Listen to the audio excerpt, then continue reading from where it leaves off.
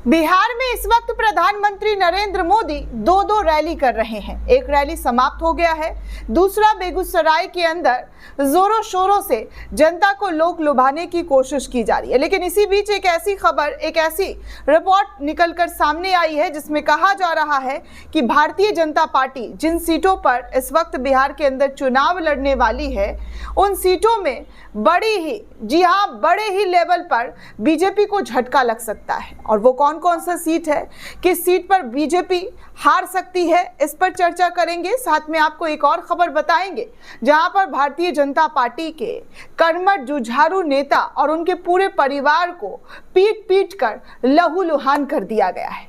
और राम राज्य में भी लेकर चलेंगे जहां पर उत्तम पुलिस की चर्चा तो अक्सर मोदी, शाह और योगी के जरिए किया जाता है, लेकिन उस उत्तम प्रदेश की पुलिस कैसे एक लड़की के साथ बर्बरता कर रही है, कैसे उसको बाल खींच खींच कर मारा जा रहा है, उस वीडियो पर भी चर्चा किया जाएगा। और साथ में आपको मैथिली ठाकुर जो इस वक्त बीजेपी के लिए, जी हाँ, बीजेपी के लिए सरदर्दी का सबब बन चुकी है और उनके झूठ का जिस तरीके से पर्दाफाश जनता के जरिए किया जा रहा है, जो झूठ बोला गया है, जो पग के मान सम्मान के साथ खिलवाड़ किया गया है, उसके बाद तो मैथिली ठाकुर ने जो बयान दिया है और वो बुरी तरीके से फंसती हुई नजर आ रही हैं। साथ में तेजस्वी यादव की रैली पर भी आपको ले चलेंगे जहां पर भीड़ किस तरीके से आई है और तेजस्वी यादव ने इस बार दुखती रग, जी हाँ, भाजपा की दुखती रग दबा दी है, जिसके बाद बिहारियों में जो जोश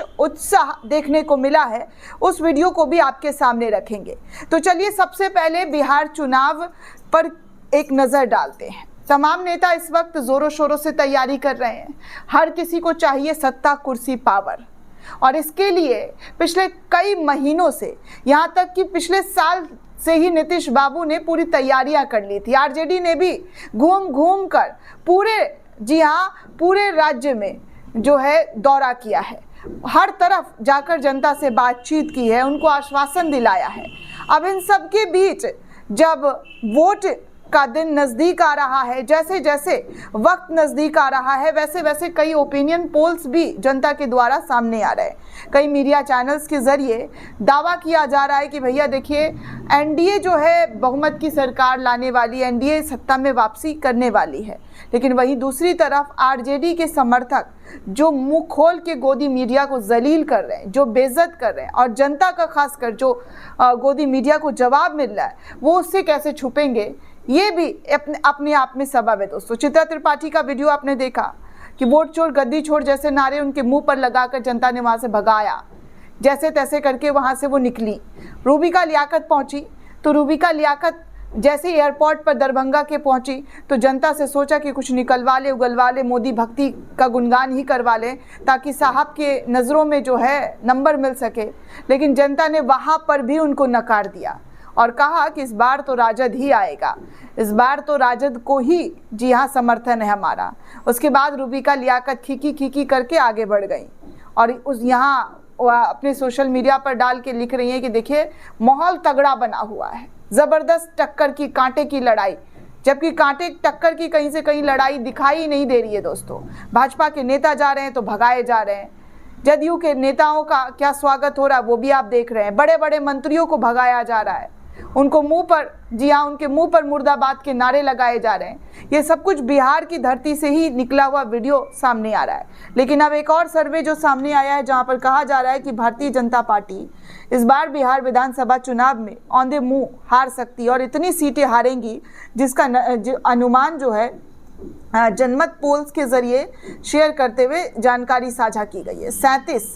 37 सीटों हारने की बात जो है बीजेपी की जा रही है कि बीजेपी इस बार 37 सीटों से हारने वाली है।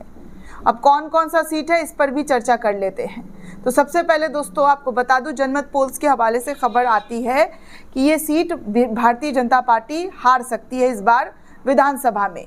तो पहला जो है दोस्तों रक्सौल बताया जा रहा है, दूसरा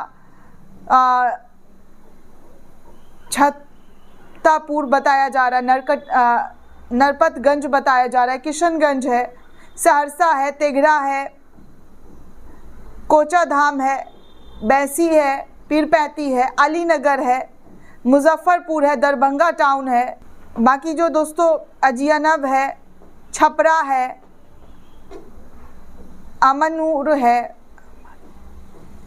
बछवाड़ा है, राघवपुर है, विक्रम है, आरा है, तररिया है, अरवाल है, रामगढ़ है, भागलपुर, मुंगेर, हिसुआ, सिवान, दरौंदा, रीगा, बगहा, सिवान, लखीसराय, नौतन, लौरिया, नरकटियागंज, चनपतिया, इन तमाम सीटों पर बताया जा रहा है कि भारतीय जनता पार्टी मुंह के बल खाने वाली है। यहाँ पर उनको करारी हार मिलने वाली है। ऐसे पोल जो है निकलकर सामने आए हैं जहाँ पर भारतीय जनता पार्टी को करारा झटका लगने वाला है।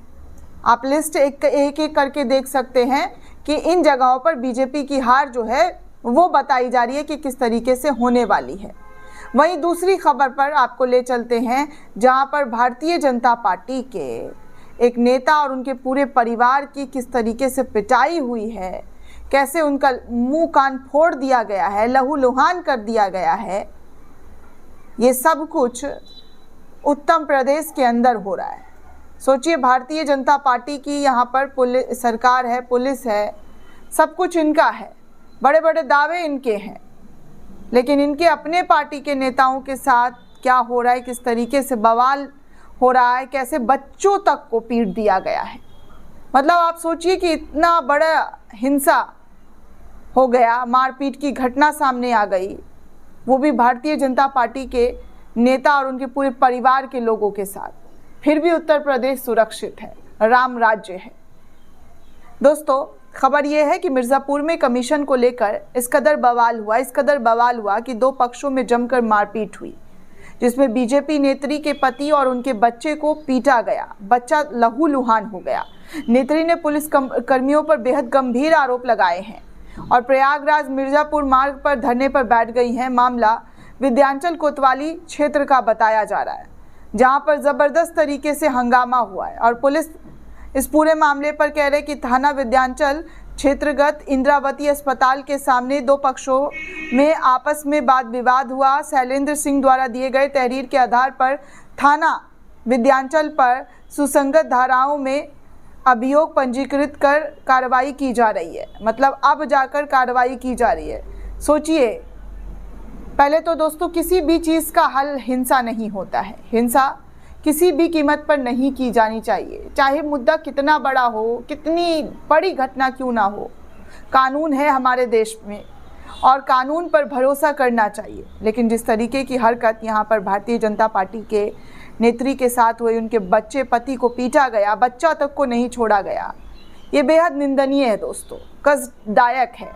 जो सरकार दावा करती ये नहीं थकती है कि भैया हमारे राज्य में जो है अब हिंसा होती ही नहीं है, मतलब जो है मार पिटाई जैसी चीज़ें होती ही नहीं है। वो यहाँ पर इस तरीके से हुई है कि धरना पर बीजेपी नेत्री को बैठना पड़ा और पुलिस पर तो बेहद संगीन आरोप लगाए हैं कि पुलिस कर्मियों की वजह से ये सब कुछ हुआ है। सोचिए, ये हाल है भारतीय जनता पार्टी के राज्य का, जहाँ पर मारपीट धड़ल्ले से आए दिन कहीं ना कहीं होता ही रहता है, फिर भी अपराधी अपराध करना छोड़ चुके हैं। वहीं दूसरी तरफ एक और तस्वीर दोस्तों उत्तर प्रदेश की उत्तम पुलिस का सामने आया है।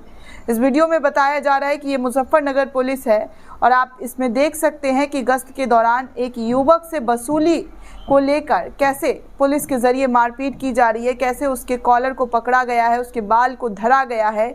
ये सब कुछ उत्तर प्रदेश पुलिस के ज़रिए किया जा रहा है वसूली को लेकर। दूसरा युवक वीडियो बना रहा था। उत्तर प्रदेश योगी सरकार के राज्य में उत्तर प्रदेश पुलिस का धन्यवाद देना चाहिए। हमारी सुरक्षा किस प्रकार हो रही है, एक एडवोकेट ने इस वीडियो को शेयर करते हुए ये पूरी जानकारी साझा की है। आप खुद देखिए कि किस तरीके से वसूली को लेकर युवक के साथ मारपीट की जा रही है। वहीं आगे आपको कुछ और तस्वीरें दिखाऊंगी, जहां पर देखिए तेजस्वी यादव ने आज मोदी की रैली को किस तरीके से फ्लॉप कर दिया। इतनी तमन्ना लेकर मोदी जी रैली करने पहुंचे थे, लेकिन उन रैली को महागठबंधन के ज़रिए, इंडिया गठबंधन के ज़रिए कैसे निचोड़ दिया गया, या यूं कहें कि तेजस्वी यादव के बयानों से मचोड़ दिया गया। दरअसल दोस्तों, तेजस्वी यादव ने एक ऐसा पासा फेंका जिसमें भाजपा हमारे मोदी शाह भी पूरी तरीके से लपेट लिए गए। तेजस्वी यादव ने आज अपनी रैली में ये कहा कि बताइए बिहार को बिहारी चलाएगा या बाहरी चलाएगा।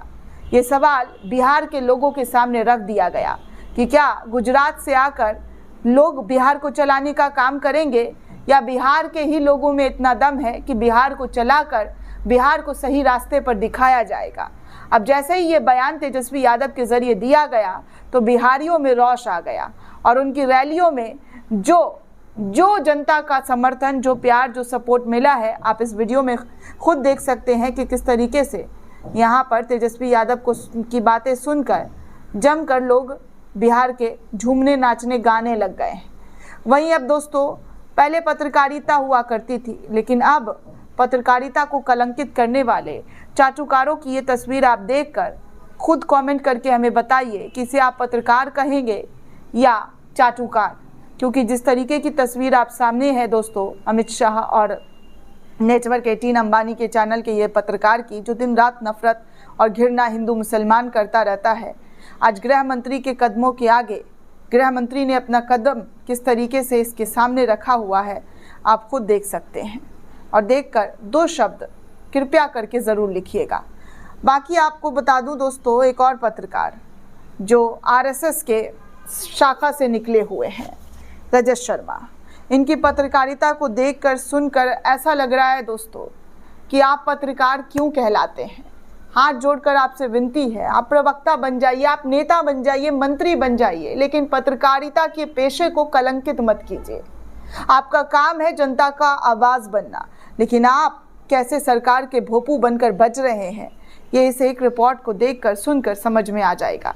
ये लिखते हैं, छठ पूजा के लिए लोग पहले भी जाते थे, ट्रेन में भीड़ पहले भी होती थी, कई लोग ट्रेन की छत पर बैठकर सफ़र करते थे, कुछ लोग ट्रेन पर लटक कर अपनी जान को खेल कर घर जाते थे और कोई इसकी परवाह नहीं करता था। रेलवे में इस तरीके के ट्रैवल को नॉर्मल माना जाता है। भीड़ अब भी है, ट्रेन अब भी कम पड़ रही है, लेकिन रेलवे के लोग अब परवाह कर रहे हैं। इसकी वजह है रेलवे मिनिस्टर का पर्सनल इन्वॉल्वमेंट। अश्विनी वैष्णव ने डेटा स्टडी करके प्लान बनाया है, स्पेशल ट्रेन चलाई है, फैसिलिटीज़ बढ़ाई है, पर जब लोगों को पता चला कि स्पेशल ट्रेन अब ज़्यादा सहूलियत है तो लोग पहले छठ में घर नहीं जाते थे, अब उन्होंने अपने बैग पैक कर लिए हैं। भीड़ और बढ़ गई है, अंदाज़ा गलत हो गया है, इंतज़ाम कम पड़ने लगे हैं, पर लोगों को इस बात का संतोष है कि रेलवे उनके ट्रैवल को ज़रूर करवाएगी, उनकी सुविधाओं की चिंता करता है और ये विश्वास बड़ी चीज़ है।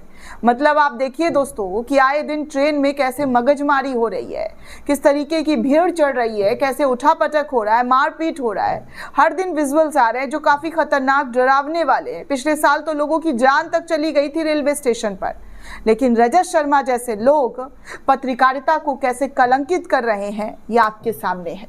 दोस्तों, इस पूरे रिपोर्ट को लेकर आप क्या सोचते हैं, आपकी क्या प्रतिक्रिया, हमें कमेंट करके ज़रूर बताइएगा। साथ ही साथ चैनल को ज़्यादा से ज़्यादा लाइक, शेयर और सब्सक्राइब करना बिल्कुल भी ना भूलें। शुक्रिया दोस्तों।